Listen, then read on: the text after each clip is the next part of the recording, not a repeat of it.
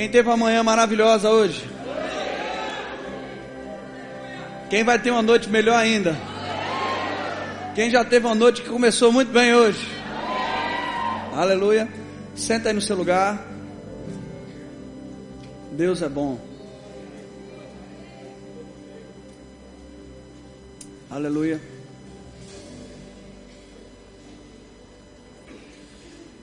Vamos ler de novo, 2 Coríntios capítulo 5, verso 18. De olho na tela da Atena. Amém, gente? Eu queria continuar falando hoje sobre reconciliação, hoje à noite. Uma parábola que você nunca ouviu falar na Bíblia, mas que você vai enxergar de uma ótica diferente, amém? Ô Harris, não sai daí não, Harris. Pelo amor de Deus, você vai para onde, Harris? Não me abandone não, pelo amor de Jesus Cristo. Nessa música aí mesmo, viu, Harris? Até amanhã de manhã. Deixa eu te falar uma coisa. Quando a gente está pregando debaixo da unção profética, deixa eu falar, unção profética não significa que toda hora eu digo assim, diz o Senhor. Profetizar significa falar por inspiração. Vocês estão me vendo aqui com um tópico, com alguma coisa planejada? Eu estou fluindo. Eu queria honrar a vida desse cara, que ele tem me ajudado com a unção que está na vida dele. Tangendo bem. Glória. Isso é o que? Inveja, é? Que não é você? Harris, dê um beijinho no ombro assim, ó. Vai, na mão.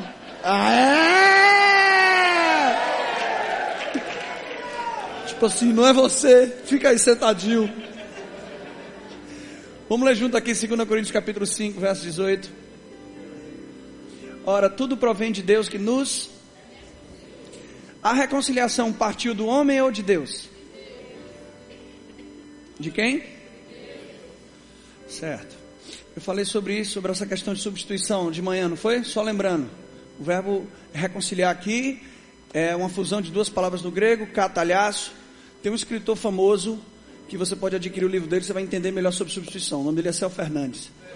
Tem até livro dele aí, você pode entender melhor. A introdução do livro fala sobre isso, eu não vou falar muito já para você comprar o livro. Brincadeira. Mas aqui o versículo real disso aqui seria: tudo provém de Deus que nos reconciliou consigo por meio de uma substituição. Jesus é o nosso substituto. Entenda algo. Veja como é importante você entender, porque Jesus ele tinha um ministério duplo. Ele era substituto, mas ele também era um modelo ou um exemplo. Muita gente tinha Jesus como exemplo, mas deixa eu te falar uma coisa, você não consegue fazer o que ele fez se não for através dele. Veja como é importante você discernir a substituição. Jesus, ele é batizado por João Batista, recebe o Espírito Santo e é conduzido para o deserto, amém? Não foi o diabo que colocou ele no deserto, foi Deus. Não foi nenhum erro dele que colocou ele no deserto, foi Deus. O Espírito conduziu ele ao deserto para ser tentado. E se você tem Jesus como exemplo, você vai dizer: vou passar pelo deserto. Mas se você tem ele como substituto, você vai dizer: não, para mim não existe mais deserto. Porque ele entrou no deserto que eu deveria passar e me substituiu. Se você tem Jesus como exemplo, você vai usar Mateus capítulo 4 como exemplo de como lidar com tentação. Mas se você tem Jesus como substituto, você vai ter ele como a capacitação para vencer a tentação. Você não está entendendo isso não. Por que Jesus foi colocado no deserto? 3 tipos de tentação. Primeiro, transforme pedra em pão. Segundo, se prostre diante de mim, que eu vou te dar todos os reinos. Não. Terceiro, se jogue, vá tentar Deus. Não, ele se negou. Ele teve fome no deserto, mas ele murmurou? Quem murmurou no deserto? O povo de Israel. Quem foi que adorou a outro Deus no deserto? Quem foi que tentou a Deus pela sua incredulidade? Nas 3 áreas que o povo de Israel caiu no deserto, Jesus foi tentado e prevaleceu. É por isso que ele é conduzido pelo deserto. Não, Sérgio, pensamento viu, eu tenho que combater com a palavra. Sim, mas deixa eu te falar uma coisa. Eu fiz isso. Satanás ficou jogando, eu deitado na cama com a minha esposa, e Satanás jogando pensamento na minha mente, e eu comecei a falar a palavra. Só que quanto mais eu falava a palavra, mais eu ficava consciente do que ele estava jogando na minha mente. Porque eu só luto com aquilo que tem força. E depois de 1 hora nisso, que eu já estava meio que consciente do pecado, eu falei: Espírito Santo, socorro, me ajude. O Espírito Santo: eu estava esperando você me pedir. Eu nunca mandei você lutar contra a tentação. E eu falei: qual é o segredo? Considere quem já venceu a tentação no seu lugar.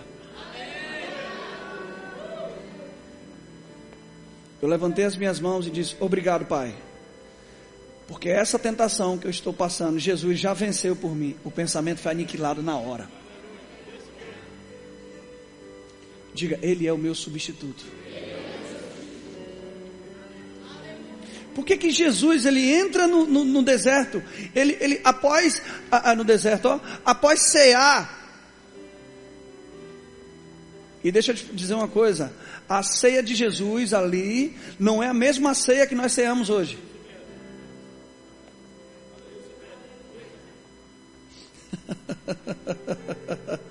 Paulo até usa isso como modelo, mas deixa eu te falar uma coisa. Naquela ceia se cumpre o Salmo 23. Preparas uma mesa diante dos meus adversários. Adversários ali no hebraico é angústia. Deus preparou para ele. E ainda que eu ande pelo vale da sombra e da morte. Vamos lá, diga, Salmo 22. Deus meu, por que me desamparaste? Salmo 23. Ainda que eu ande pelo vale da sombra da morte, inferno. Salmo 24. Levantai, ó portas, as vossas cabeças.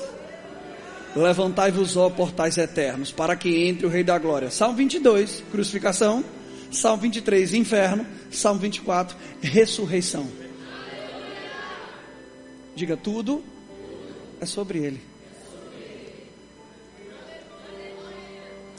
Jesus ele ceou na presença de alguém que ia trair ele, na presença de alguém que ia negar ele, na presença de alguém que não ia crer nele. Cear não é só compartilhar comida, mas é compartilhar da presença de alguém. Ele ceou e comeu um pão. Ele disse: vocês não vão comer esse pão até que chegue o reino, porque o de vocês é no reino. Ele ceou na presença de angústia. Nós ceamos na presença dele. Ele ingeriu a nossa condição. Nós ingerimos a condição dele. O corpo dele se tornou recipiente de todo o nosso pecado. Nosso corpo hoje se torna recipiente de toda a sua glória, de todo o seu poder. Por que é importante você discernir que a ceia não é da morte, mas da ressurreição? Porque eu não estou comendo do corpo natural de Jesus, eu estou comendo de um corpo que já foi ressurreto e glorificado. Quando eu como e me alimento do corpo dele, eu estou comendo da saúde dele, que entra e traz saúde para o meu corpo.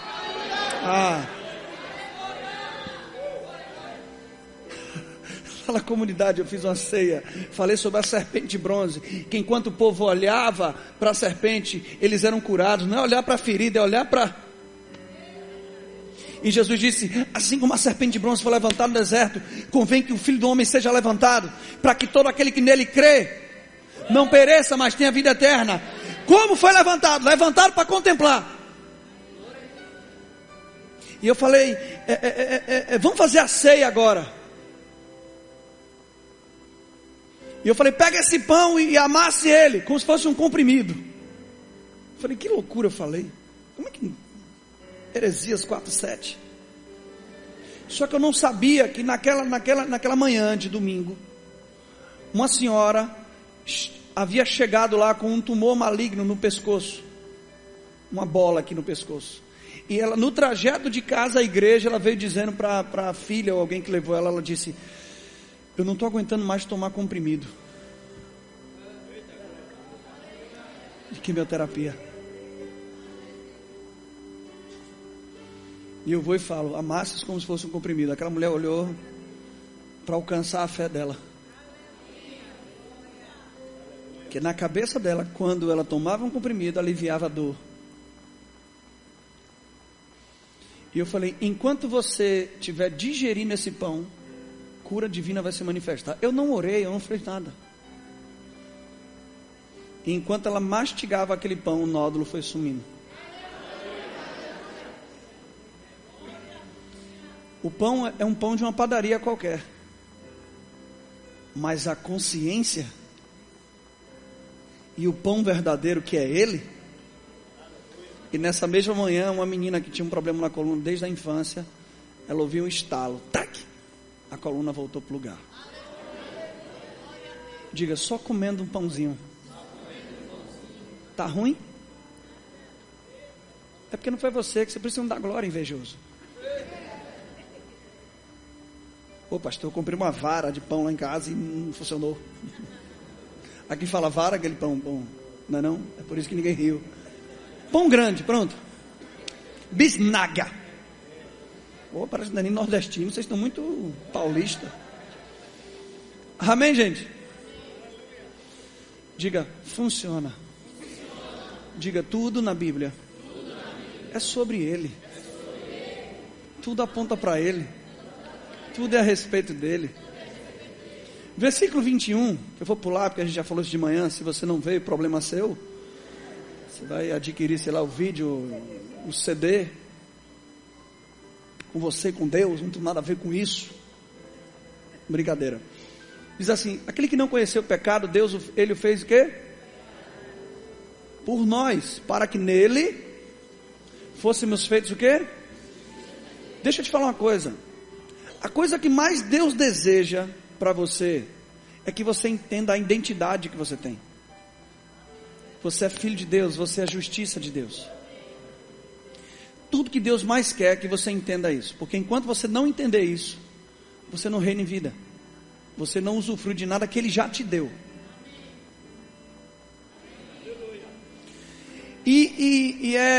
Para a sua Bíblia. E o que muita gente não sabe é o propósito desse livro. Eu vi um pregador da televisão dizendo que esse livro aqui é um livro de regras morais. Para você. Isso é um livro religioso. Eu já vi muito teólogo, muito bom pregador dizer que isso aqui é um manual do fabricante. Quem já ouviu isso? Mas eu não sou robô.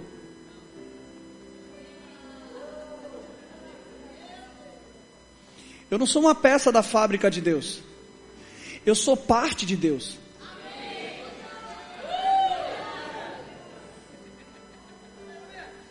Eu sou parte do corpo dele.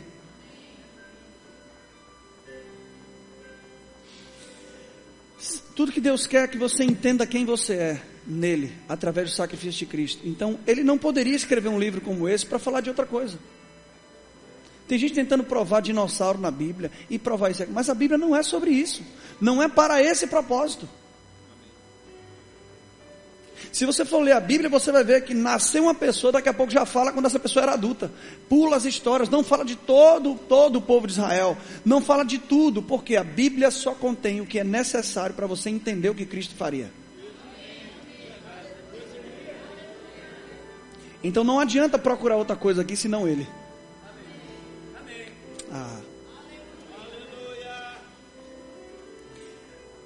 A primeira pergunta de Deus no Antigo Testamento, qual é? Você está ouvindo internet, né, Harris? Adão, onde você está? A primeira pergunta do Novo Testamento, praticamente, que é uma pergunta da serpente, mas a primeira pergunta de Deus é: aonde Adão está? Mas a primeira pergunta do Novo Testamento é: aonde Cristo está? Você está no novo ou no antigo? Eu senti uma dúvida. Então responde, cabeção. Você está no novo ou no antigo? Você vê como o povo é, né? Quem acha que está no novo, levanta a mão. Não levanta todo mundo. Se eu perguntar quem acha que está no antigo, levanta 5 mãos. Aí fica uns 50 sem levantar a mão. Quem tem mão, levanta. Eu vou fazer essa pergunta já. Porque tem gente que não fica. Não vou responder.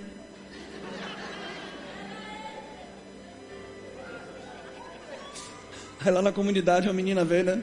Pastor, eu sei que às vezes a gente tem dificuldade de dizer amém. Que o senhor brinca que a gente não dá amém. Eu falei, não, irmão, eu brinco não é porque eu quero ouvir amém, não. Eu só estou brincando mesmo, porque eu gosto de brincar. Ela pastor, porque às vezes a gente fica tentando imaginar e pensar no que você está falando, aí a gente nem reage. Eu, entendi. Ou seja, você está no novo ou no antigo? A pessoa fica pensando.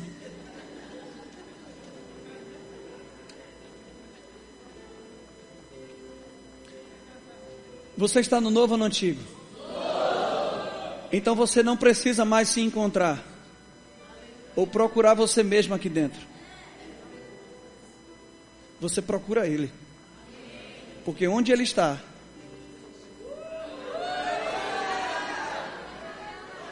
você está.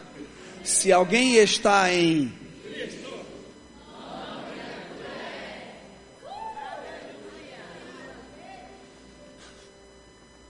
Deixa eu te falar uma coisa, você sabia que tudo que você recebe de Deus parte pelo princípio da substituição e está atrelado aonde você foi colocado e não ao que você faz? Não entendeu. Quando Deus cria todas as coisas, Ele cria os céus e a terra. Olha como tudo aponta para Cristo. E a terra estava sem forma e... Diga, a terra estava sem forma e vazia. Mas na restauração, alguém teve que se esvaziar da forma de Deus e assumir a terra estava sem forma e vazia. Jesus se esvaziou e assumiu a forma humana.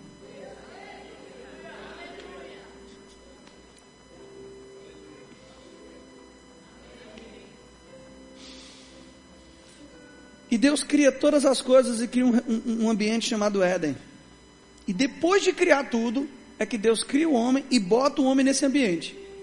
Nesse ambiente, o homem tinha tudo que precisava. Ele não precisava suar, ele não precisava cansar, só administrar. O homem decai e é expulso. Mas na restauração, Deus agora cria um ambiente chamado Cristo. E Ele coloca tudo que o homem precisa nesse ambiente.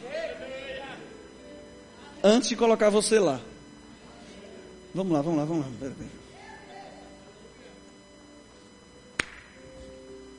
lá. Quem é abençoado aqui? Amém. Efésios 1:3. O Senhor nos abençoou com toda a sorte de bênçãos nas regiões celestiais. Em? Aonde? Tá. Deixa eu ver mais. Suprimento? O Senhor suprirá cada um na sua necessidade, segundo a sua riqueza em glória. Em Cristo. Promessas. Porque todas quantas são as promessas nele, em Cristo. Tudo que Deus prometeu ao homem na Bíblia, em Cristo eu já tenho o sim e o amém. Aí você vê lá no Antigo Testamento Abraão deixando a terra, fazendo um monte de coisa para herdar uma promessa. Aí Deus falou, mas você não faz nada, é só porque você foi colocado em Cristo. Você chega, Deus, lembra que você prometeu isso e aquilo? Ele, sim. Aí Jesus olha e diz, amém.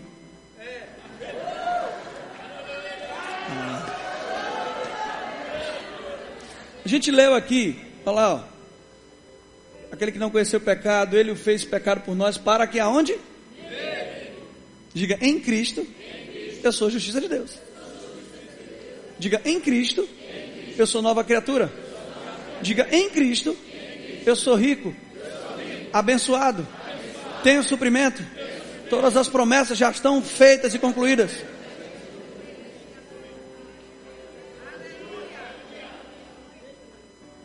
Diga, não é o que você faz, é onde você foi colocado.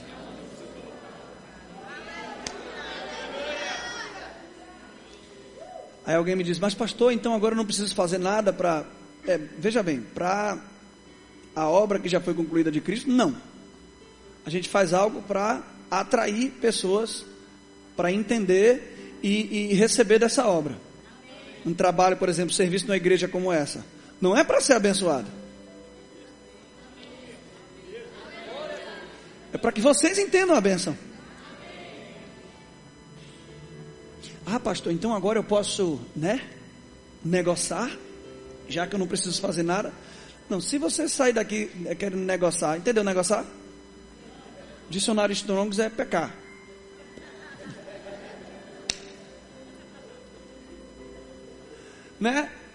Se você sair daqui achando agora que você pode pecar, sinceramente é porque você nunca nasceu de novo. Eu só te dou um conselho: não obedeça a Deus para ser abençoado, não. Obedeça porque você nasceu de novo. E nem para pecar você presta. Ei, deixa eu te falar uma coisa: não tente comprar Deus com a sua obediência, não, porque é medíocre isso.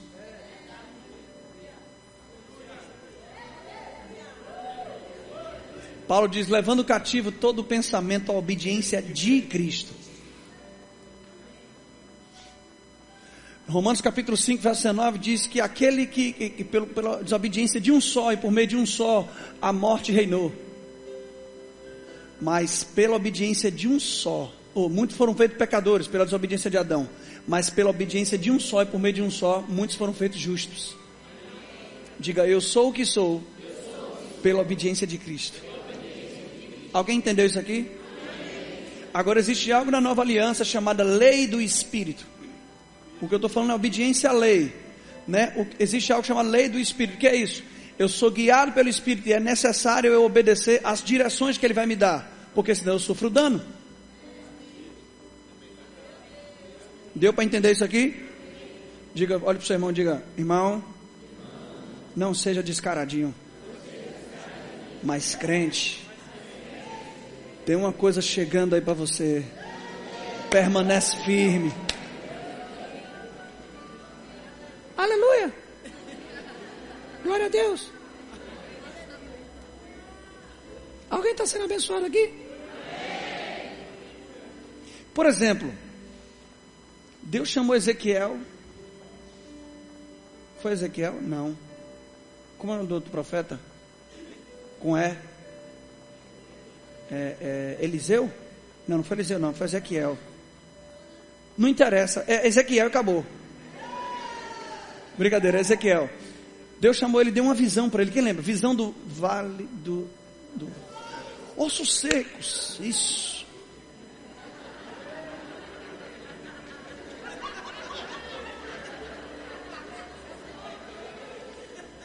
Quem é o cantor de arrocha que está carente aí? Olha, o acusador já apontou o dedo ali, ó. Deixa a bichinha, ela tá pegando. Vamos embora para mim aqui. O centro das atenções sou eu agora. Brincadeira. O que é que Deus mostrou a Ezequiel? Ele disse, Ezequiel, profetiza. Uau. E profetizou o vale dos ossos secos. E o que é que aconteceu, gente? Diga, número 1. Os ossos se juntaram. Número 2. Por que você só responde carne? Pensa tanto em carne. Não. Os ligamentos. 3. Não, eita glória não juntou não. Vamos lá. Primeiro ossos. Segundo o quê? Terceiro. Carne. Agora, carne agora. Quarto. Pele. 5. espírito. Vamos repetir isso aqui, vamos repetir assim. Primeiro ossos, tendões, nervos, né? Carne, pele. Na formação do corpo que Ezequiel viu, existia osso, ligamentos, pele. Uau! Isso aqui aponta para o que Paulo disse, na formação do corpo de Cristo. Apóstolo, profeta, evangelistas, pastores e mestres. 5 aqui.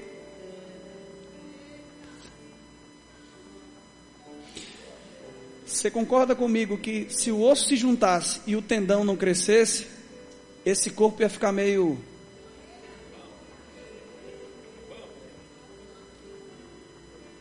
Você concorda comigo que se crescesse o tendão, mas não crescesse carne, ia ficar atrofiado? Se não crescesse pele, ia ficar exposto a feridas, ao sol. E se não recebesse o Espírito, não se movia. Do mesmo jeito, a igreja, o corpo de Cristo, ela não se move apenas com um dom ministerial. Eu estou fluindo desde de manhã aqui na unção de ensino. Às vezes flui na unção profética. Mas a minha irmã hoje fluiu na unção profética. E a gente tem que aprender a valorizar o corpo. E não um membro. Eu nem falei isso para ela lá na sala. Mas antes dela começar a pregar, ela estava botando o microfone e subir, eu estava orando aqui. E eu falei com Deus: Pai, eu reconheço um profeta quando eu estou perto dele. Eu sinto logo o cheiro. E eu falei: eu honro a vida dela e quero receber da vida dela.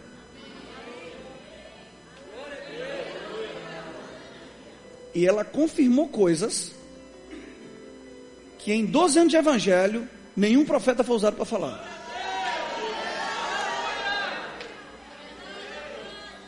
Você está entendendo isso? Então, o corpo precisa ser valorizado por inteiro, respeitado e honrado por inteiro. Amém, gente? Grandes profetas já chegaram para mim. Eu fiz um rema, irmão. As 7 últimas matérias do rema, eu escrevi poemas com profecias para os professores. E o rema de Salvador até hoje me reconhece como profeta. Só que eu comecei a ensinar e o pastor Raimundo falou: rapaz, eu quero você ensinando aqui uma vez. Eu falei: não é profeta? E eu me tornei pastor da minha igreja. E fica, qual é o chamado desse cara? E agora eu estou indo numa unção mais evangelística.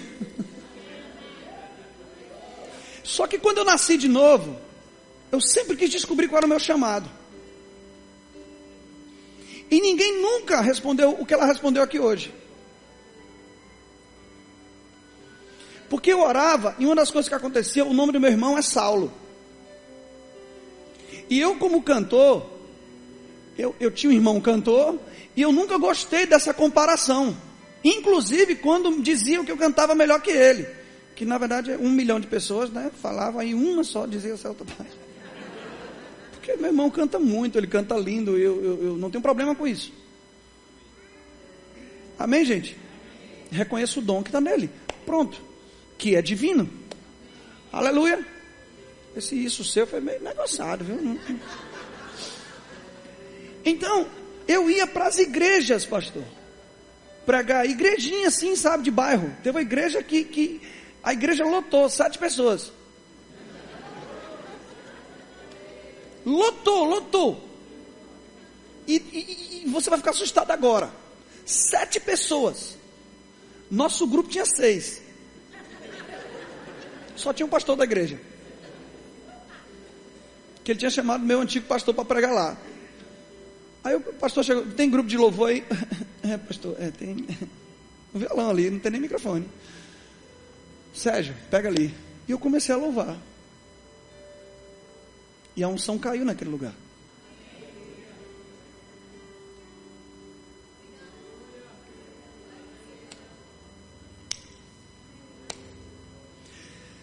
Vocês estão percebendo a unção do Espírito aí? Deixa eu te falar, mas antes de pregar numa conferência e fluir na unção, Deus não te ensina aqui. Deus te ensina a fluir em pequenos lugares. Não queira ultrapassar isso. Não queira subir 3 degraus de uma vez só. Vá um por um. Antes de pregar a palavra em alguma igreja, eu preguei 5 anos em centro de recuperação. Olhando para a gente sem olho, com marca de bala, ignorando tudo que você estava falando, porque você era branco. Esse cara é só um cara de prédio, ele não sabe o que eu passo. E eu toda semana estava lá.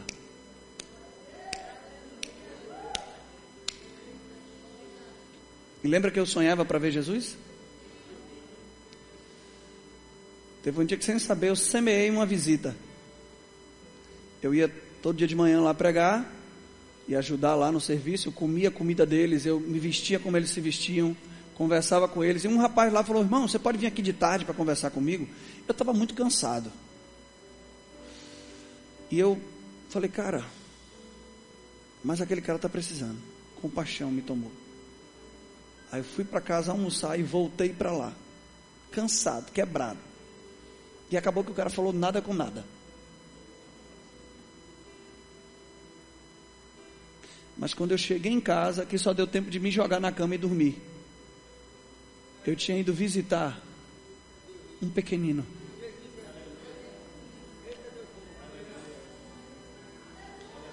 Meia hora depois, eu sinto o ambiente da minha casa todo mudar. Eu semeei uma visita, acabei sendo visitado.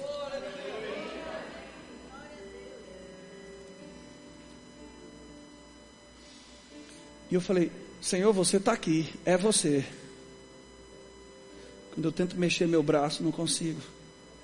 Tento mexer minha perna e não consigo. Eu falei: por que está acontecendo isso? Veio Apocalipse, João dizendo que quando eu o vi, eu caí como morto. O seu corpo morre diante dele. E eu tentando, não conseguia me mexer, nem para virar a cabeça. E eu lembro que eu estava deitado. Geralmente a gente usa o travesseiro para dormir assim, né? Na horizontal. Eita, na horizontal não é assim? Só que eu estava dormindo com o travesseiro na vertical. E eu senti alguém sentando nessa ponta do travesseiro, e a outra começou a levantar com a minha cabeça. Eu falei: aleluia.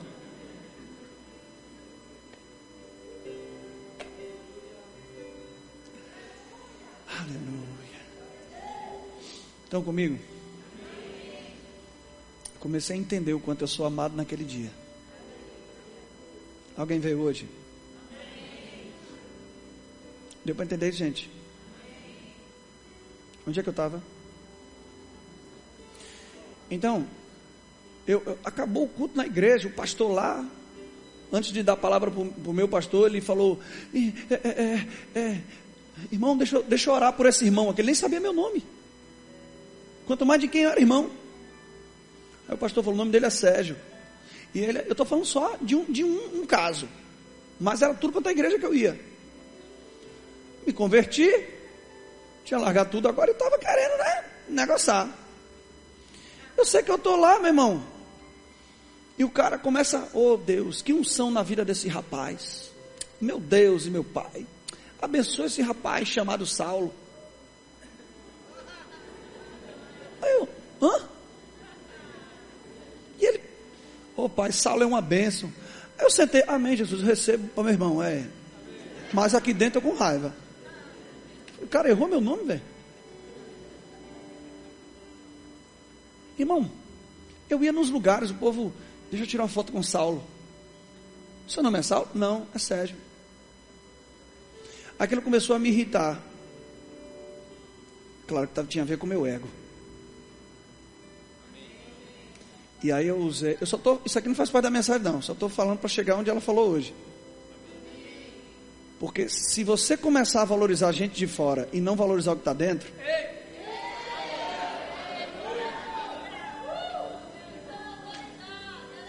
segunda-feira eu estou em casa e eu não vou atender ligação sua.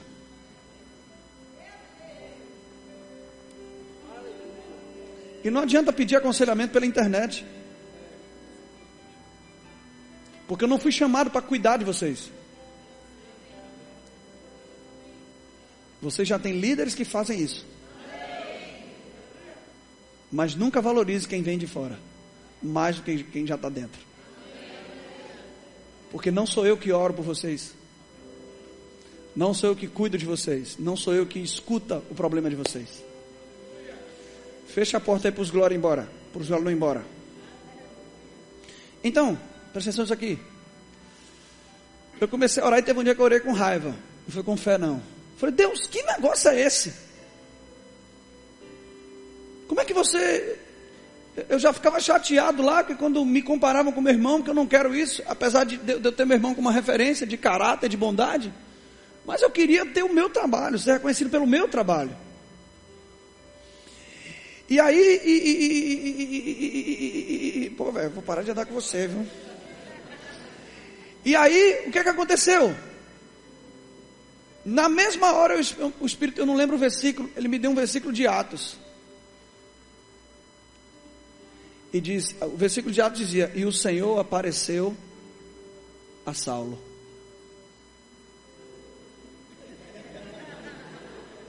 Falei, qual foi, Deus?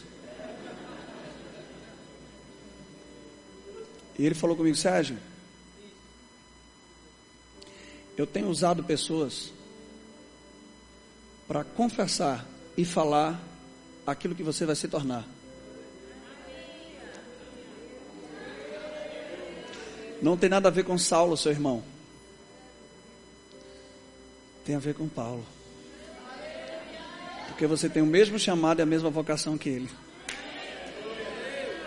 E em 12 anos de evangelho, ninguém profetizou. Vocês lembram que ela falou isso aqui? Que ela levantou minha mão? Está gravado. Em 12 anos de evangelho, ninguém jamais profetizou isso. Só ela hoje. Ninguém jamais entendeu meu chamado. Só eu e minha esposa que sabiam disso. Porque quando sabe que a gente não precisa ficar falando chamado, fazendo propaganda dele. Eu sou o arcanjo céu. Venha e fique debaixo das minhas asas.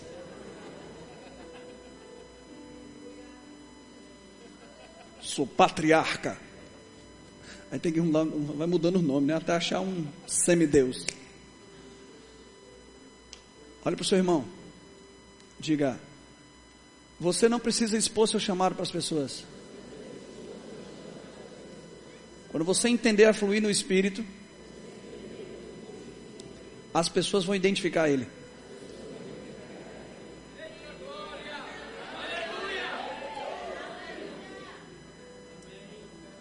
Então eu quero só concluir essa parte aqui para dizer e honrar a unção profética na sua vida. Flua. Você foi chamado para profetizar. Tem lugares que você entra que ele não entra. Amém? Diga ao seu irmão, cabeção. Se você não honrar a vida dessas pessoas a partir de hoje, Deus vai te tirar daqui. E você vai deixar de usufruir de grandes coisas para o seu chamado.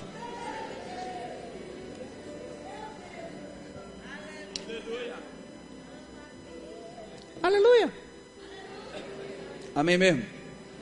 Então, irmão, tudo que Deus quer, o tempo está acabando, cronômetro, meu Deus, isso me derruba. Pensei que a gente ia até meia-noite hoje, uma coisa, né? Vigília. Não, tem que respeitar, tem que respeitar. Olha para mim aqui.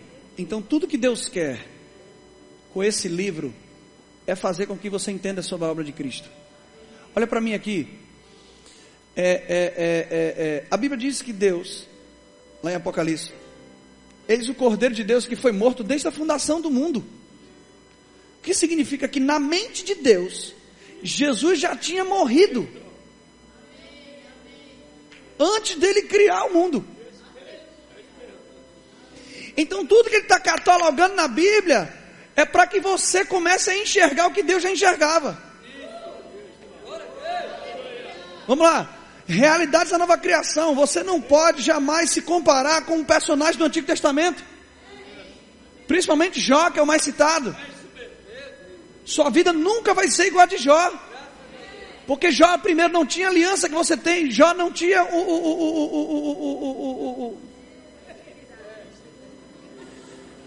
o intermediador que você tem. E principalmente, Jó, como nenhum personagem do Antigo Testamento, é sobre você. É sobre ele.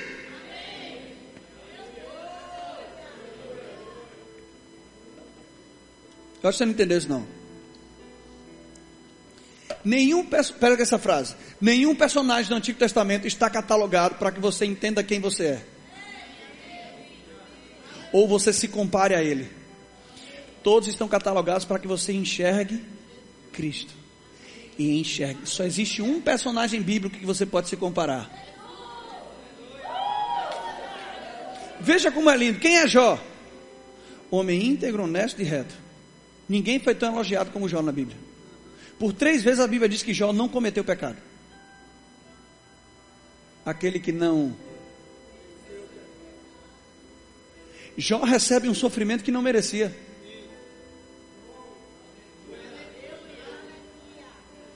E Jó fica pobre, doente e desamparado. Você conhece alguém assim? Que sendo rico se fez pobre, que ao Senhor se agradou moê-lo fazendo enfermar. Você conhece alguém que ficou sem o pai na cruz? Jó intercede pelos seus amigos e é restituído. Jesus: Pai, perdoa eles porque eles não sabem o que fazem.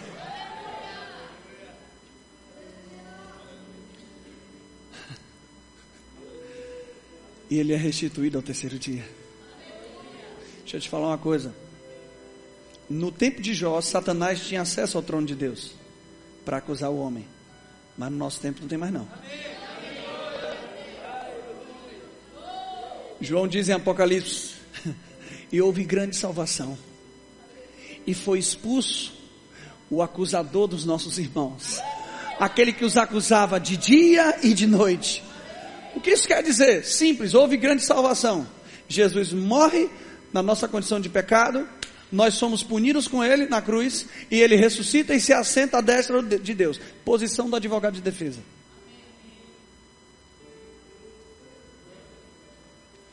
Então, geralmente quando o acusador vinha apresentar provas, né, para te condenar, Deus, mas ele fez isso, ele fez aquilo outro, e Deus tinha que decretar, porque Deus é santo, ele é justo. Só que agora, quando Satanás tenta se apresentar diante de Deus para te acusar, Jesus nem fala nada, ele só entra na frente e mostra.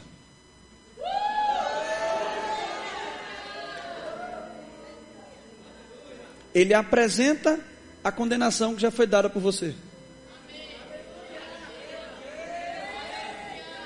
Quem entendeu isso aqui? A Bíblia fala que o Espírito Santo nos convencerá do pecado. Do pecado. Não é dos pecados, do pecado. Que pecado é? Porque não creram em mim. O Espírito Santo não te convence a não pecar. O Espírito Santo te convence de quem você é. Em Cristo. Da justiça e do juízo. Entre o pecado e o juízo está a justiça. Por exemplo, você cai e tropeça, aquele incômodo dentro, aquele arranhão, aquela angústia dentro, não é o Espírito Santo. É a sua consciência te acusando. E isso não é ruim, porque às vezes é bom, né? Por exemplo, o gás que a gente usa de cozinha, ele não tem cheiro. As pessoas colocam um produto chamado enxofre, e o enxofre é que produz o cheiro. Mas se não tivesse enxofre ali para dizer que o gás está vazando, você ia morrer sem saber. Então, é a sua mente quando você cai, o Espírito Santo, por que você fez isso? Não, ele não tem essa imagem de Deus. Ele diz: levanta daí, você é a justiça de Deus. Sabe, isso aí não é seu lugar, vem para cá. Você é a justiça de Deus em Cristo. Tropeça de ovelha, ei, levanta daí, você é a justiça de Deus em Cristo. Você é filho amado.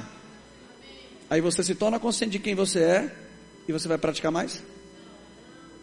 Você só praticou porque você não sabia quem você era. E ele diz que ele nos convence da justiça, ou do juízo. Porque o príncipe desse mundo já está julgado. Não é convencer de que um dia você vai queimar no inferno, não. Juízo ali é de quem foi julgado. A palavra juízo ali diz que ele apresenta provas condenatórias. Diga, quem te acusou já está condenado. Não aceite essa mentira. Deu para entender isso?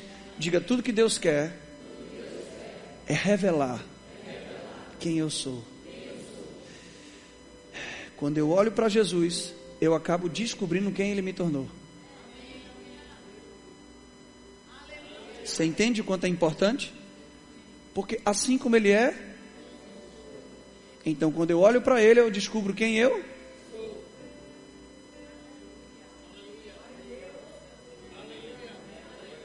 Quanto mais você olhar para Ele, você vai percebendo que as suas práticas vão mudar e você nem percebeu. Irmão, deixa eu te falar uma coisa. Eu ganhei um apartamento. Na verdade, ganhei primeiro os móveis, um apartamento para alugar. Depois ganhei um apartamento.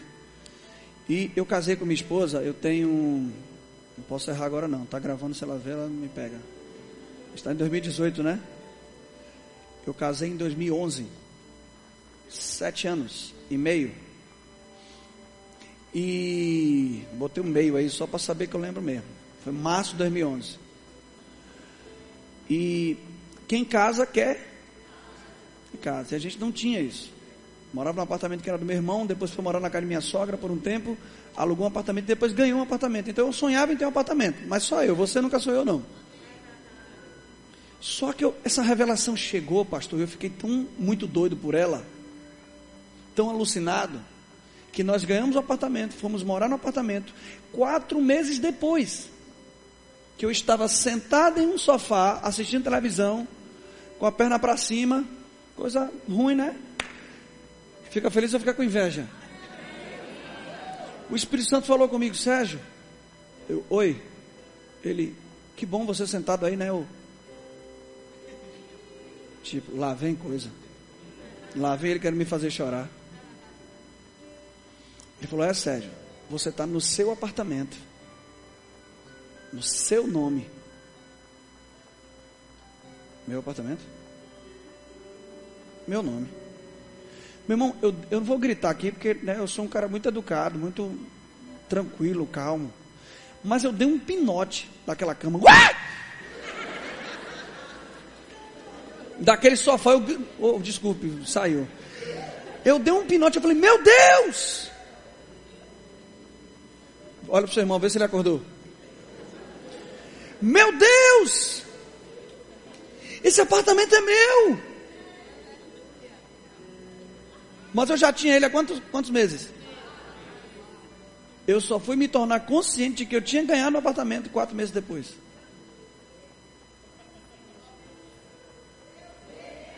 Porque Deus não quer você consciente dos seus pecados, nem consciente do que Ele te dá. Deus quer você consciente dEle. As coisas chegam e você já nem... chegou. Eu sabia que ia chegar, não é surpresa para mim. Mas, sabe, eu estou aqui, aí alguém me dá um bocado de presente, você é tão lindo. Oxe, botando em qualquer coisa. Não, mano. Já não importa mais isso. Não estou falando para você desprezar e dizer não quero. Qualquer coisa você ora por mim, entendeu? E deposita na minha conta. Mas o que eu estou dizendo para você é que olhar para Ele e enxergar para Ele é tão viciante, é tão precioso, que aquilo que você recebe dEle não ofusca o seu olhar por Ele. Porque mais que vencedores, é um contexto aonde você, não é que, por exemplo, você vence uma batalha. Não, você aprende a viver bem em qualquer situação. A falta de dinheiro, o dinheiro perde o controle, não é quando você tem muito não, é quando a ausência dele não tira seu sono. Aí Paulo diz, eu aprendi a viver em toda e qualquer situação. Tudo posso naquele que me fortalece. Ele diz, eu estou sendo perseguido por todo lado, mas eu sou mais que vencedor. Por aquele que me amou e se entregou por mim. Quem entendeu isso? Não é que eu estou vencendo na vida, eu estou recebendo a vitória dele. Porque as pessoas, elas deixam de idolatrar Deus para idolatrar o que Deus dá. Agora eu tenho um apartamento, agora eu tenho um carro, que Deus maravilhoso, Deus tem sido tão fiel comigo. Ele nunca foi. Ele está sendo, não, agora que você está tomando consciência da fidelidade dele.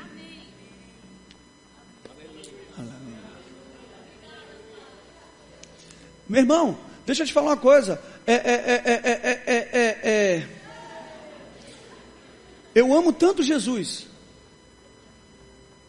que eu quero tanto enxergar ele na Bíblia, que uma pessoa fica pregando aqui, eu já fico, meu Deus, cadê? Eu não leio nenhum versículo bíblico sem achar Jesus. Eu tenho vivido um tempo de rompimento, de liberação divina mesmo, mas eu estava falando pro pessoal, eu fui para, eu não sou muito chegado a relógio não. Entendi. Mas onde eu vou eu ganho relógio. Eu fui pregar em São Paulo, na igreja Verbo da Vida, o pastor pegou o balde de oferta, jogou na minha cabeça, Deus mandou te dar um banho de dinheiro. Eu falei, hã? Glória a Deus. Meu irmão, naquela noite eu ganhei 8 relógios. Você fica feliz, eu fico com inveja. Irmão, por que eu estou falando isso? Para me gloriar? Eu podia estar usando uma pregação aqui de manipulação para ver se você me dava alguma coisa, mas não é você minha fonte não, bonitinho. Eu não preciso de nada seu. Aleluia, eu estou de olho para alguém que me colocou já nele, e nele eu tenho tudo. Quem entendeu isso? Aí lá vai a teimosa. Você está entendendo isso? Você não vive mais em função de receber bênção. Porque é menino que fica, são meus filhos de 5, 2 e 3 meses. Eu falei com meus filhos, eles viram no telefone, e meu filho, papai, você vai trazer presente? Eu não, papai não vai trazer presente, eu estou voltando para casa. Porque o presente não pode substituir a presença. Então é menino que fica focado na bênção. Adulto foca nele. Se a sua vida for uma vida de alegria, quando alguma coisa de Deus chega, você não entendeu o Evangelho. Porque o Evangelho já é boa notícia, de alegria. Você se alegra nele, e tudo que é nele chega. Eu não me alegro por aquilo que Deus me dá, eu me alegro pelo que Ele já me deu. Aleluia. Eu tenho quanto tempo? Eu orei e até ela apagou lá, graças a Deus. Deus é na minha vida só. Não é assim, hipocrisia? Deus é na sua vida, tipo, na minha não. Anta gospel. Bota aí, Harris. Lucas, capítulo... Nossa, fora nada. 9. Verse, como é 28 em inglês? 28. Glory to God. Thank you, God. Não sei nem o que eu falei. Vamos lá! Esses gritos é porque quando começa alguém a dormir, geralmente fica com raiva de mim. Porque estava no descanso do justo e eu dei um desperta tu que dormes. Vamos lá, lê comigo aqui. Cerca de quantos dias? O que aconteceu? De proferidas essas tomando consigo. Espera aí. Quem ele tomou? Tem um negocinho aqui. Um negocinho, revelação. Você lembra que Jesus sempre levava Pedro, João e Tiago para os melhores milagres? Você lembra que a mulher do fluxo de sangue tocou nele? Quantos anos ela estava doente? Jesus, ela foi curada. Depois Jesus vai curar uma menina, filha de Jairo. Quantos anos ela tinha? 12 também.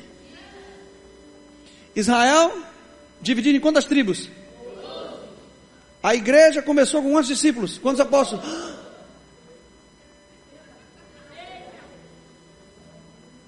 Fluxo de sangue significa morte ou trapo de imundície, que representa a nossa justiça, que era o pano usado para mulher naqueles dias, quando a mulher estava negociada. Período menstrual. Fica mais intelectual. Então, alguém tocou nele. E geralmente Jesus usava um elemento na roupa dele, um pedaço de pano chamado talit. E eu fui ler lá no Antigo Testamento, e o salmista disse que o castigo da sua maldade está consumado. A palavra consumada ali é talit. Na cruz Jesus disse, está o quê? Então aqui representa a nação de Israel, que estava na sua justiça, tocando na obra consumada de Cristo.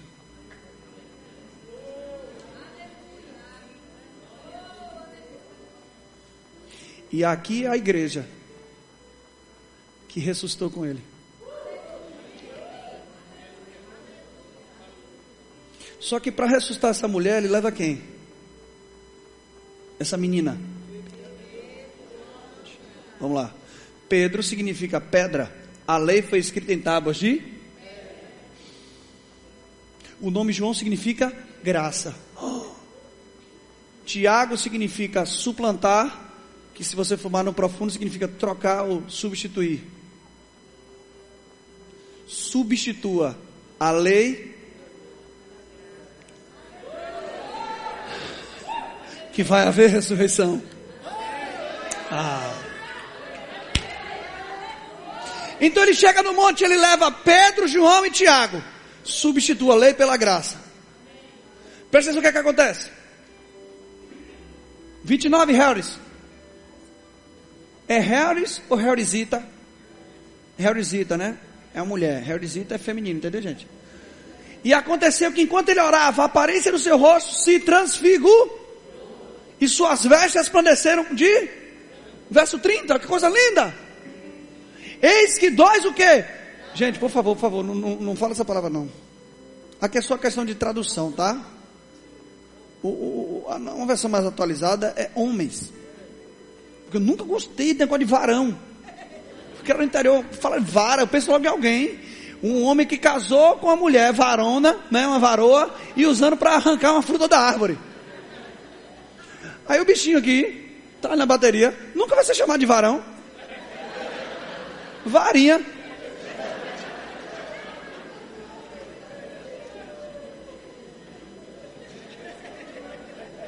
Pô, na moral, foi engraçado. Ri aí, fariseu. Então vamos corrigir aqui, diga. Enquanto eis que dois homens, oh glória, falavam com ele. Quem eram esses homens? Diga Moisés e Elias. Coisa linda. Moisés e Elias é uma referência do Antigo Testamento. Moisés, os 5 primeiros livros, Pentateuco, e Elias representam os profetas. A lei e os profetas. Então nós temos no monte glorificado a lei, os profetas e Cristo.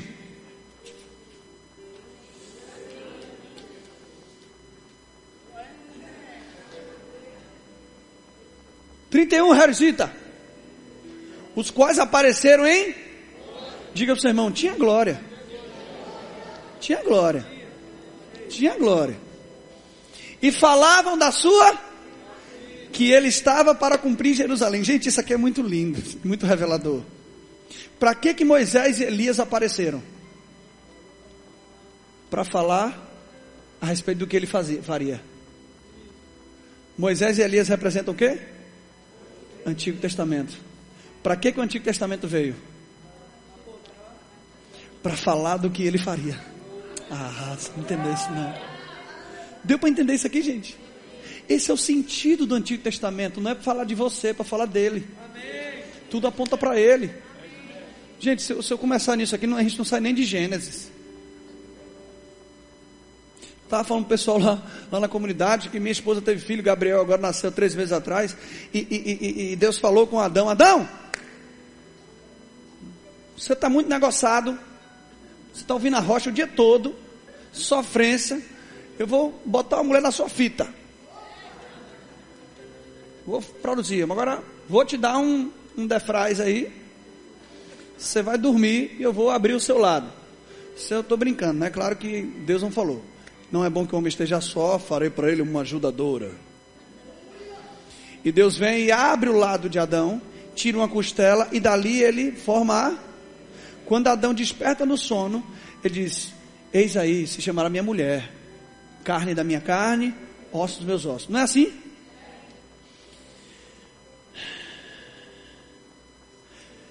Eu estou lá vendo o parto do meu filho, e é engraçado que lá no hospital agora tem um negócio de um, não é só a maca, tem 2 braços na maca.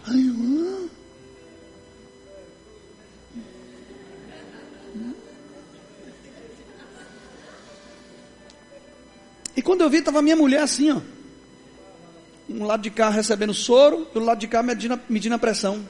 Não é assim, gente? Ninguém nunca viu, mas diz vamos embora. E aí daqui a pouco eles estavam lá, diga, abrindo a barriga dela, para tirar alguém de dentro.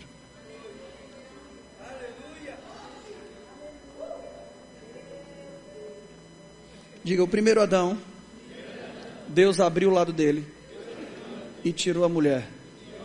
O último Adão estava na cruz. O soldado abriu o lado dele e Deus tirou a igreja.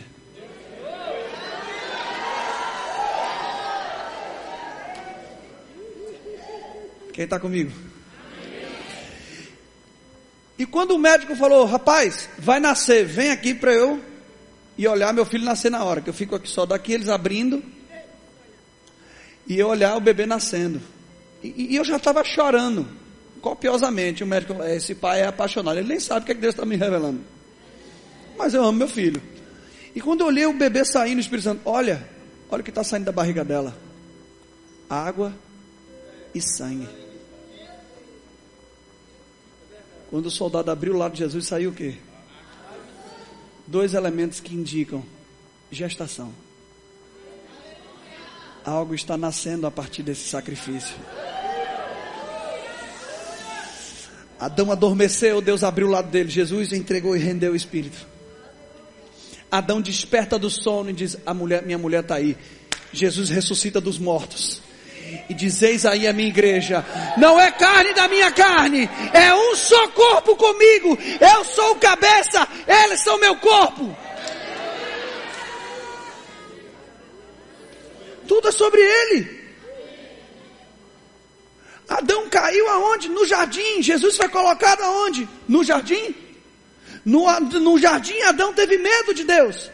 No jardim Jesus foi colocado para ser pressionado, e ali ele teve medo. Não é que ele sentiu medo, a Bíblia diz que ele foi tomado, ou seja, o medo que toda a humanidade deveria sentir foi colocado nele.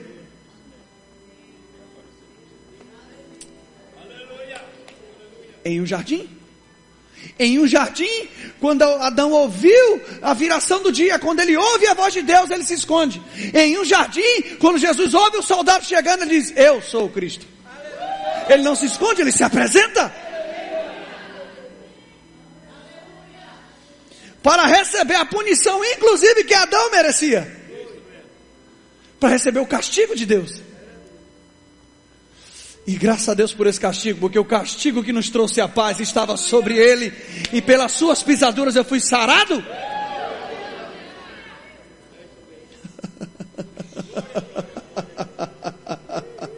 Diga tudo. É sobre ele. A Bíblia diz que no jardim a serpente conversava com Eva e convenceu a Eva a comer. Eva come e serve. Diga, a noiva serviu o noivo. Ele comeu e a Bíblia diz que os olhos dele foram abertos para reconhecer a sua nudez. Mas lá em Emaús tinham quantos discípulos? No Éden tinham quantos? A Bíblia diz que quem está conversando agora não é serpente, é Jesus.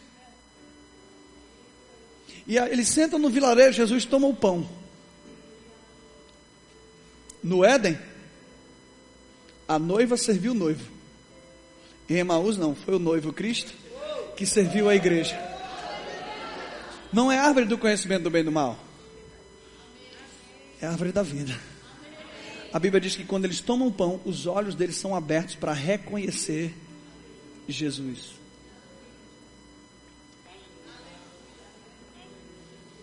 Quem está comigo? Tudo é sobre Ele. Você já sabe que Abel aponta para Cristo. Mas depois de Abel, a Bíblia diz que Adão teve um filho chamado Sete. E o nome Sete significa compensação.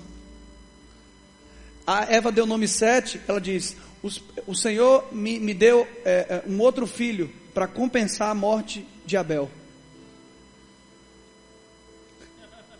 Quem aqui estava morto nos seus delitos e pecados?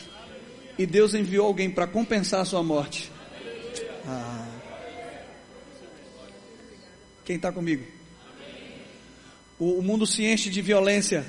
E Deus chama quem? Noé. Diga, Noé significa descanso. E a Bíblia diz que Noé achou graça diante de Deus. A primeira citação de graça na Bíblia está atrelada ao descanso. E a ordem é: Noé, você vai trabalhar com madeira. Você conhece alguém assim? Carpinteiro? Você vai construir uma arca. E todos que entrarem nessa arca com você vão ser livres do julgamento. Alguém aqui foi crucificado com Cristo? A arca era feita de madeira, a cruz era feita de quê? É por isso que você está livre do julgamento. Abraão já falei, Isaac eu já falei. Isaac tem 2 filhos, Jacó e Esaú. Isso é amanhã. Só em José, eu acho que eu vou ter que pregar uma pregação só em José. Só em José eu tenho mais de 30 tipificações. Eu estou em praticamente todos os versículos. Eu falei para ele ontem, eu estou escrevendo uma outra série chamada Cristo Nosso de Cada Dia. A ideia é fazer uma tipificação de Cristo por dia. Eu já estou em 280. Você vai ter na sua casa, por dia, uma revelação dessa. Você fica feliz ou fica com inveja? Ou você fica aí, não vou ler não, Deus não me revelou. Diga, valoriza o corpo. Valoriza o que o outro recebe. Valoriza o dom do outro, honra o dom do outro. Deixa eu te falar, por mais que alguém não flua como você precisa do dom do outro para operar. Ela ajustou coisas na minha vida hoje que nenhuma outra pessoa ajustou. Deus não estava falando comigo diretamente, e isso é muito bom. Porque eu não tenho sensibilidade a Deus, você acha isso? Não, é porque Ele quer me deixar dependente do corpo. Isso me livra de isolamento e de soberba.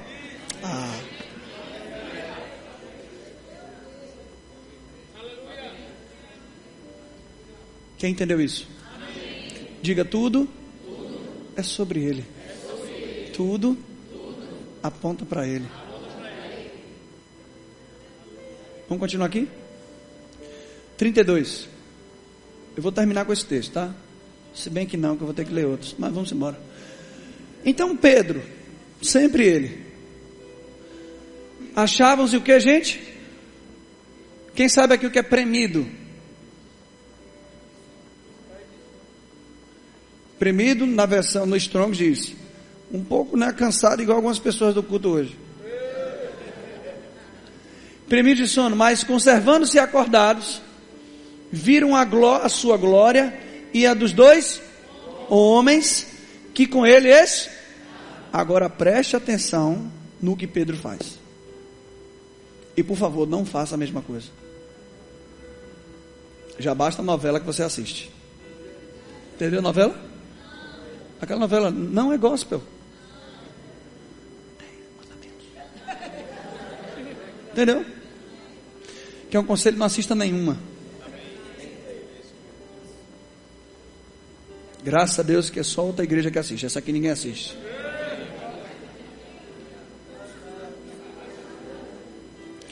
Ao se retirarem estes de Jesus, disse-lhe Pedro: Mestre, bom é que nós estejamos aqui.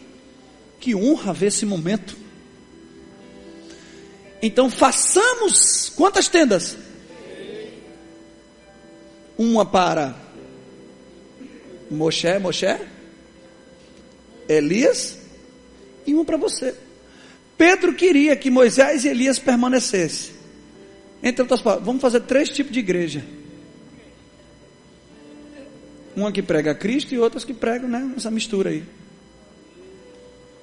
Agora olha o que Lucas fala no verso 34.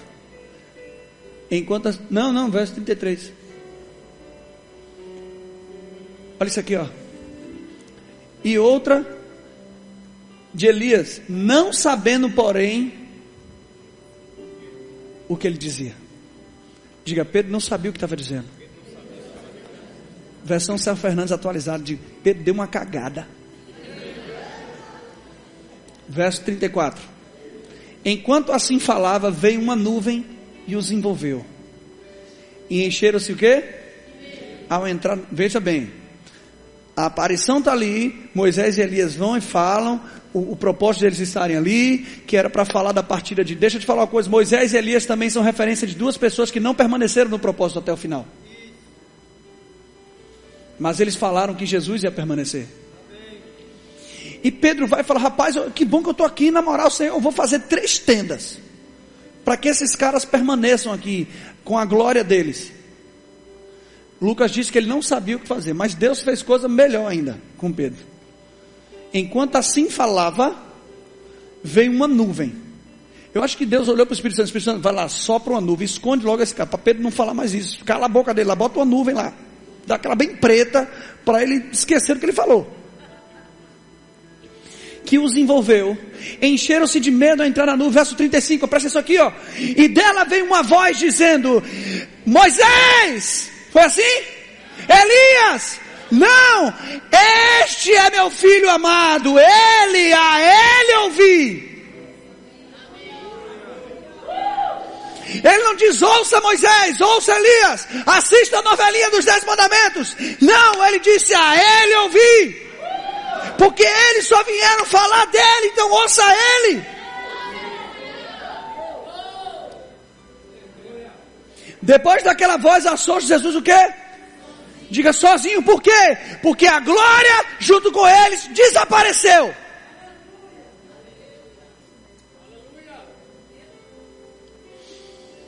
E calaram-se naqueles dias, a ninguém contaram coisa alguma. A vergonha, claro. Quem está comigo?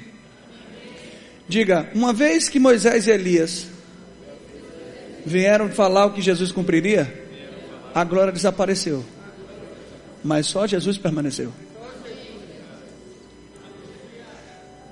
Encerro com 2 Coríntios capítulo 3, verso 4. Quem está comigo aqui? Diga, o Antigo Testamento veio para falar do que Jesus cumpriria. Grupo de louvor, se posicione-se. Posicione-se.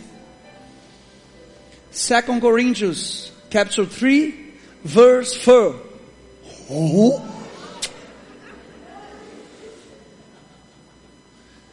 Vamos lá. Vamos ler junto. E é por intermédio de Cristo que temos o que, gente? Verso 5. Não que por nós mesmos sejamos capazes de pensar alguma coisa. Nunca mais diga para o seu irmão: meu irmão, você tem que pensar positivo, você tem que pensar para frente. Não, a gente não possui capacidade para isso. A Bíblia está dizendo. A nossa suficiência vem de que nos habilitou, verso 6, para sermos ministros da antiga aliança. Diga, de uma nova aliança. Diga, eu sou ministro da nova aliança. Eu não misturo lei com graça. Eu não misturo Moisés com Cristo. Eu estou na nova aliança. Eu fui chamado para falar dele. Eu posso até citar o Antigo Testamento, mas apontando para ele. Não da letra, mais do Espírito, porque a letra, mais o Espírito. Você está ligado que esse versículo aqui é usado por muito preguiçoso, que não gosta de ler? Aí um colega dele começa a ler muito a Bíblia, estudar, ele diz, rapaz, cuidado, viu que a letra mata. Não está falando de ler não, seu burro. Está falando de lei. E se o ministério de quê, gente? Está na sua Bíblia aí? Ministério da morte? A lei é ministério da morte. E você já viu quanto evangélico idolatrando a lei? Por isso que fazem novela dela. Porque consegue manter o povo em manipulação, com medo de Deus. Nenhum amém nesta igreja. Todo mundo assustado. Deve ser a nuvem que cobriu. O ministério da morte, gravado em letras em pedra, se revestiu de glória. Diga, teve uma glória. A ponto dos filhos de Israel não poderem fitar a face de Moisés por causa da glória do seu rosto, ainda que desvanecente. Diga, desaparecia. Como não será de... Diga, maior glória, o ministério do Espírito. Olha a comparação, gente. Ministério da morte, ministério do Espírito. Olha aqui, ó, olha aqui, ó. Quando a lei foi dada, Moisés desce do monte com a lei. O povo estava adorando um bezerro de ouro, 3.000 pessoas caem mortas. Quando o Espírito é dado, desce sobre a igreja, 3.000 pessoas nascem de novo.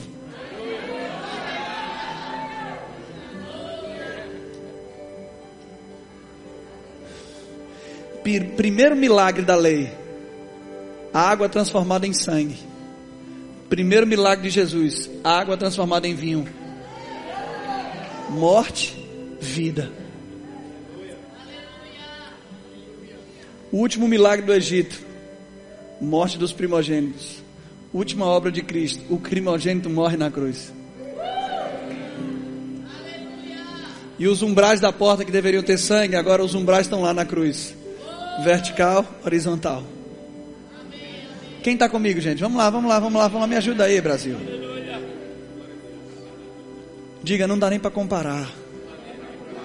Eu não recebi ordenanças, eu recebi uma pessoa. Porque lei nunca convenceu ninguém, só apontou o erro das pessoas. Agora esse Espírito que está em mim, cara, ele me convence, me edifica, me levanta, me fortalece, manifesta o poder de Deus, ele me guia, me conduz.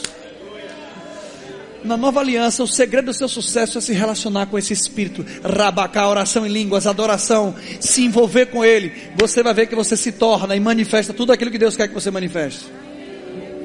Porque não está dizendo aqui que é o seu ministério, é o ministério dele, é o trabalho dele, em você, com você. 3 amém, que amém, xoxo. Verso 9. Porque se o ministério do que, gente? Fala em inglês, diga condemnation. Ah, então a lei é o ministério da condenação. Por favor, nunca mais pregue lei. 1 Coríntios 15:56 diz que o aguilhão da morte é o pecado e a força do pecado é a lei. Romanos capítulo 3, Paulo diz que pela lei vem um pleno conhecimento do pecado.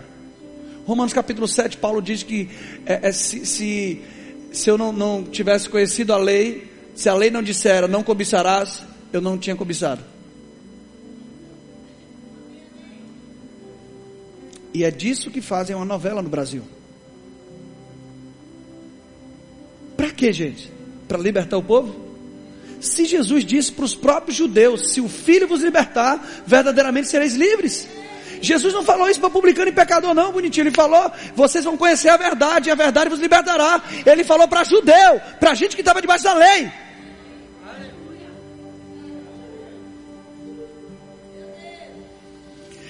Moisés envia 12 espias. Quantos espias?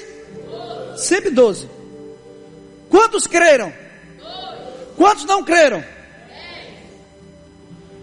João 1,17 ele diz, a lei foi dada por Moisés, graça e verdade vieram por Jesus Cristo. A lei foi dada, graça não. Jesus chegou, graça chegou. Agora veja bem. 10 espias. 10 é o número de quem? 10 mandamentos. Não creram. Se você for estudar a Bíblia, você vai ver que o maior inimigo da fé é a lei. Romanos capítulo 4, Paulo diz: se os da lei é que são herdeiros, anula-se a fé e cancela-se a promessa. Quem está comigo? Quantos creram? A lei, 10. Graça e verdade.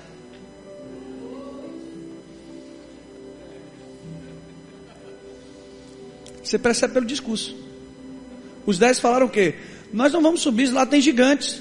E nós somos como gafanhotos. Eles falaram baseado no que poderiam fazer. Lei. Mas Caleb e Josué não. Olharam para ela e falaram: não, subamos e prossimamos, que o Senhor é conosco. Eles falaram baseado no que Deus pode fazer. Diga para o seu irmão: não fale, não confesse algo baseado no que você vai fazer. Confesse baseado no que Deus pode fazer através de você. Foi glória, diga, em muito maior proporção será o ministério da... Diga, eu estou numa glória sobreexcelente, superior. Verso 10. Quando na verdade o que outrora foi glorificado nesse respeito já não resplandece diante da atual sobreexcelente glória. Verso 11. Porque se o que desaparecia para melhorar para você teve sua glória, muito mais glória tem o que é. Diga, o que a gente vai usufruir nesse tempo não vai passar, vai permanecer. Verso 13. Temos, pois, tal esperança e servimos de que, gente? Diga, muita ousadia no falar.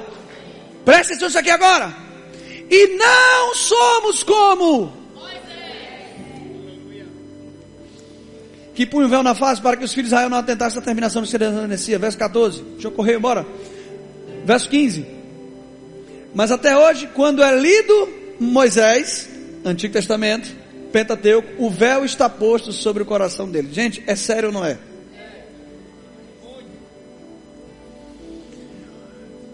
Quando algum destes se converte ao Senhor, o véu é...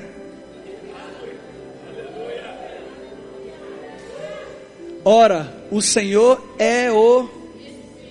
E onde está o Espírito do Senhor? Que é a liberdade? Uma visão sem véu. Abraão não herdou a promessa enquanto Ló estava com ele. Quando Ló é retirado, Abraão começa, Deus chama ele e diz: olha, contempla, o nome Ló significa véu.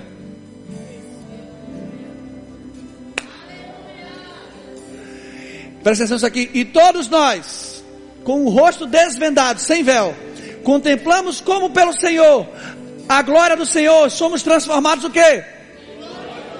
Na sua própria imagem, como pelo Senhor, o Espírito. Eu não sou transformado olhando para mim mesmo, as minhas debilidades, eu sou transformado olhando para Ele. Ele é a realidade de quem Deus já me transformou.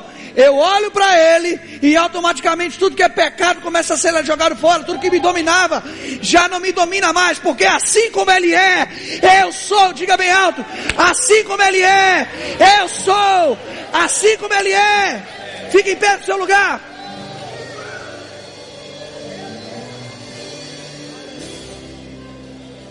Meu irmão, tem unção e revelação aqui para a noite toda.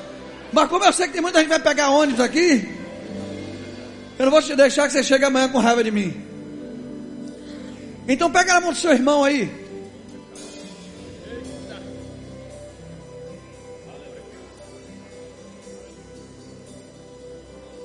Você está quase solitário aí, né, Harris?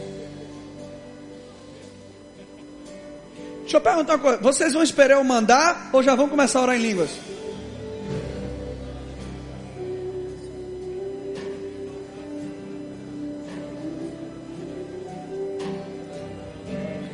Você entende que tudo se cumpre apenas quando o véu é retirado? Abra os meus olhos para ver Jesus. Abra os meus olhos para ver Jesus. O problema é que a gente aprendeu muita lei ao longo da nossa fé, do legalismo impregnado. E Paulo diz que um pouco de fermento leveda toda a massa. Mas graças a Deus que revelação tem chegado, nossos olhos estão sendo abertos para enxergar Jesus. Aleluia. E cara, milagre vai ser rotina na sua vida. Eu nunca vi um discípulo de Jesus se impressionar com milagre, porque eles estavam acostumados a viver isso. Mas tudo começa olhando para a pessoa certa, para uma glória que é permanente. Levante as suas mãos para o céu. Deixa essa unção pegar você. Revelação. Revelação de Cristo. Revelação de Cristo. Abrindo os olhos para ver Jesus.